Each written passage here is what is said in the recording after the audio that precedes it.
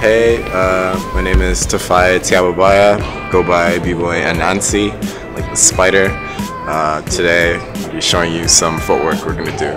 Three movements, three footwork movements from Toronto. The European influence. My style, like what interests me is confusing people. Training wise, I try and do a lot of things on both sides. I try and like throw in some hidden details that people won't catch unless they know me. Cause like I make material not for everyone, I make material a lot for me. So like things that interest me, like both side stuff, or like catch a little bit on your bad arm first before you like go to like your good side, or conceptually, you know, kind of mimicking structures and shapes or patterns, ideas that occur in nature, as well as I like incepting people, so confusing people, but like sometimes I'll put like a thread within a thread, or like a series of concepts together. Like it could be like inception, like a thread within a thread that leads to like half of a power move, which transitions into like a slide or something, you know. And so like there's a lot of concepts I have that like work together. So I guess you could say that my style is to like kind of grab control over like all possible concepts and use them to the best of my advantages, rather than just be about one thing specifically. So the first move we're gonna do, I'm gonna call like the hook and snap, because I don't really have a name for it. It's just a movement that like come across. The loop and snap move, actually, I got inspired by Seiji Sasaki from Struggles and BDM when he was living in Toronto. He shared a lot of ideas with me. In this movement, like it's utilizing a Zulu spin, going into a hook, and then snapping out of the hook into a CC on the other side. All right, so I'm gonna break it down, make it really slow, and then catch it, make it go up to speed. The first thing that we're gonna do is I'd like you to try and do a hook with any of your legs. I'm gonna start with my right? So you would like to do a hook. From this position, you wanna go right into a CC. And I don't mean go into a CC over here. You don't wanna do that. You wanna make it more dynamic. So, going from this hook position to the opposite side, and using this bent leg to go into a CC. So, let's do it again. Ready? Hook, put your hands over, CC, come back. When you have a good handle on this movement, try your other side. Hook, ready? Hands over, CC. Hook, CC. Hook, CC. All right? Now what we're gonna do is we're gonna add a little bit of a Zulu spin to it. So, the way this is gonna work is when you're turning to your left, you wanna hook with your right leg, all right? So, I stick out my left leg, I'm gonna Zulu spin to the left, and as I'm turning, this leg, my right leg, goes inside and hooks. From here, I can go to the other side and hit the CC. All right, now let's do the other side. Stick out my right leg, Zulu spin, from here, hook, CC. All right, so you want to take it really slow. It's a structure and it has a flow. The idea is that you're spinning and then you pop. Move number 2 is a movement that I found that's very European influence.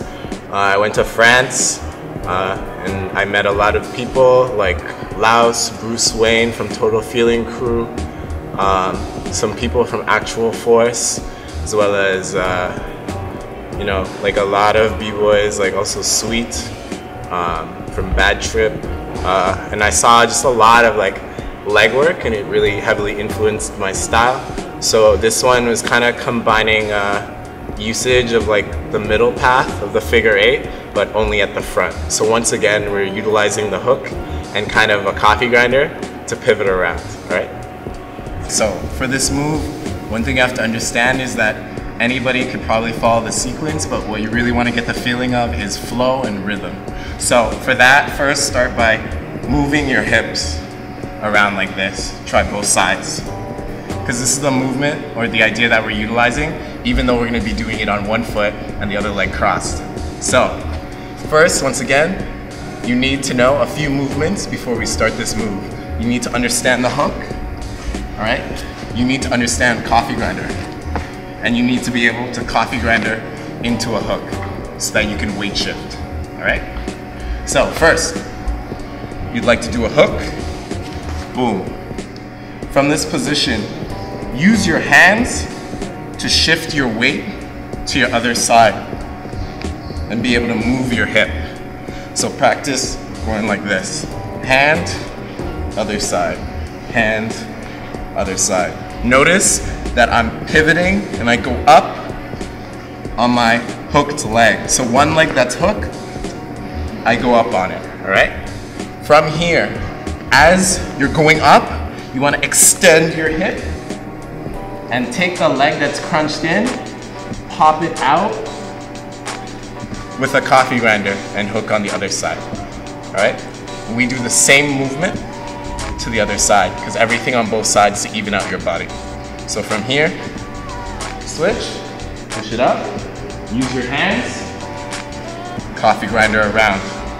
Here, push it up, bring the leg around, hook. Up, here, up, hook. So when you're doing this movement, if you want to add a certain little like extra, sometimes what you can do is when you go up and you're feeling ready, you can add a spin and a dynamic pause to it. So feel free to like combine it with a freeze idea, whether it's aerial or a ground movement that you think has a good pop to it. So one more time, ready? Hook, switch sides, pivot, use your hip, coffee grinder, hook, up, around, hook, up, around, hook. And that's how you do movement number 2. The last movement of the day is like a psych out. So in this movement, you're utilizing the concept of pushing or hitting to create an effect.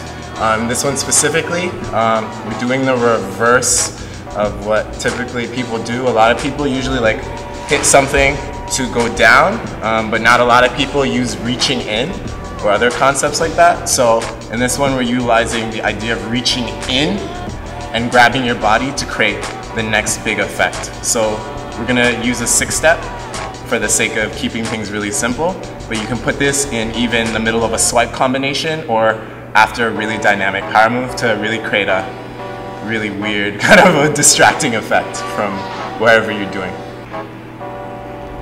All right, so for this movement, you can choose to do it from a sequence of steps, or you can just input it as like a position that you can use this movement or this concept.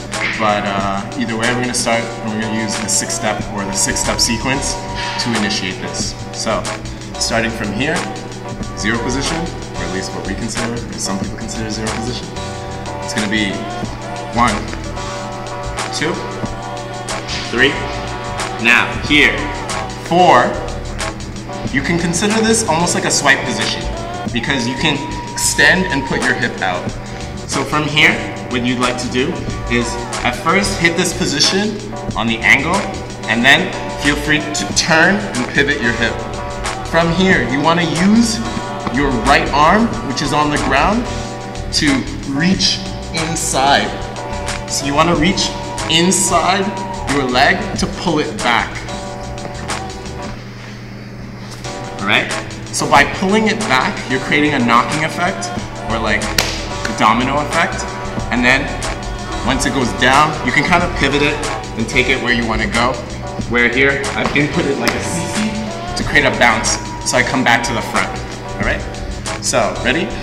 1, 2, 3, 4. Here, right arm, grab, knee, pivot it, CC, and jump. Again. 1, 2, 3, 4. Grab, down, pivot. Okay, so I'm gonna break it down a little bit more just so you see the detail.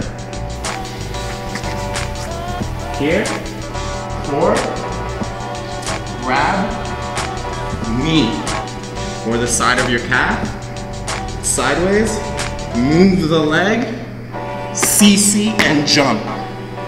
All right, so you end up back at the front. And that's move number 3. When you do all these movements, you really wanna make sure that you use your hips fully, because the difference that it can make is quite drastic. If you're only using a little bit of your hip when you could be using a lot more, it could make or break the aesthetic of the move.